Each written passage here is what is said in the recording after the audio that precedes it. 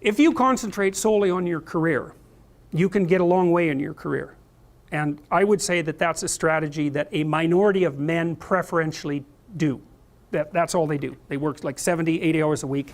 They go flat out on their career. They're staking everything on the small probability of exceptional status in a narrow domain. But it's hard on them. They don't have a life. It's very difficult for them to have a family. They don't know how to take any leisure activity. Like, they get very one-dimensional. Now, it may be that that unidimensionality is the price you have to pay to be exceptional at one thing, right? Because if you're going to be something like a genius level mathematician and you want to do that for, or a scientist say, it's like you're in your lab all the time, you're working 70 hours a week or 80 hours a week, you're smart, you're dedicated, you're unidimensional, and that's how you get to beat all the other people who are doing that. It's the only way. But the problem is you don't get a life. Now, if you love being a scientist and you have that kind of focus of mind, well, first of all, you're a rare person, and second, you're going to pay for it. But fine, more power to you. But it's a risky business to do that. You sacrifice a lot for it. You know, and I would say most often, if you're speaking about having a healthy life, that isn't what you do. You spread yourself out more. So, you know, you have a family, you have some things that you do outside of work that are meaningful to you and useful. You have a network of friends. Well, those 3 things alone, or 4 things alone, are plenty to keep you well oriented. And then if one of those things collapses, you know, everything doesn't go. Now, the price you pay for that is the more you strive to optimize that balance, the less likely you are to be fantastically successful at any single one of them. But you might have a very, you know, if you consider your life as a whole, that might be a winning strategy. One of the things Carl Jung said, I really liked this. He thought that men went after perfection and women went after wholeness. So they're different value, they're different, there's something different at the top of the value hierarchy. So perfection would be stake it all on one thing and look for radical success. Not that all men do that, because they don't, but we're talking about extremes, at least with regards to the men that do that. The wholeness idea is more like, well,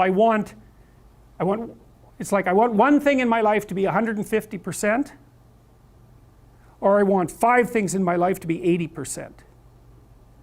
Well, there's a lot more richness in a life where you have 5 things operating at 80%, but you're not operating at any of them at 150%.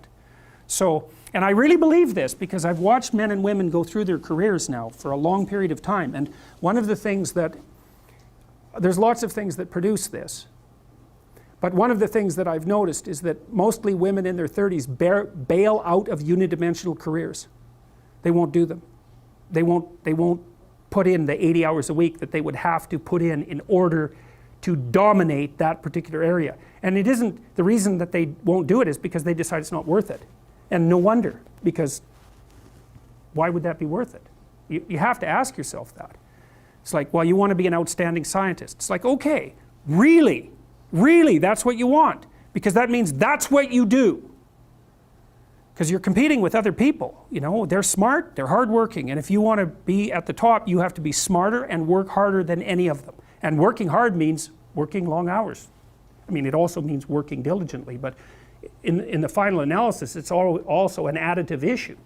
If I'm smart and hardworking and I can crank out for 70 hours a week, and you do it for 30, it's like, in 2 years, I'm so far ahead of you, you will never ever catch up. So, anyways. And I think partly, maybe part of the reason too that women are oriented that way more than men, I think there's 2 reasons. One is socioeconomic status does not make women more attractive on the mating market, but it does make men more attractive. And the second is women's time frame is compressed, right? Because guys can always say, well, I'll have kids later, and they can say that till they're like 80. Whereas women, it's like, no way, man, you got to get it together by the time you're, let's say 40, but really probably by 35, but definitely by 40, because otherwise it ain't happening. And that's bloody dreadful. Like, the most unhappy people you ever see, no. No.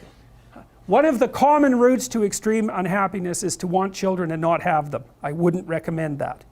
You know, you see couples who are in their 30s. 1 couple in 3 over the age of 30 has fertility problems. That's defined as inability to conceive after 1 year of trying. 1 in 3. So it's worth thinking about, because people are very, very unhappy if they want to have kids and then they can't. Man, you're in the medical mill for 10 years if that's what happens to you.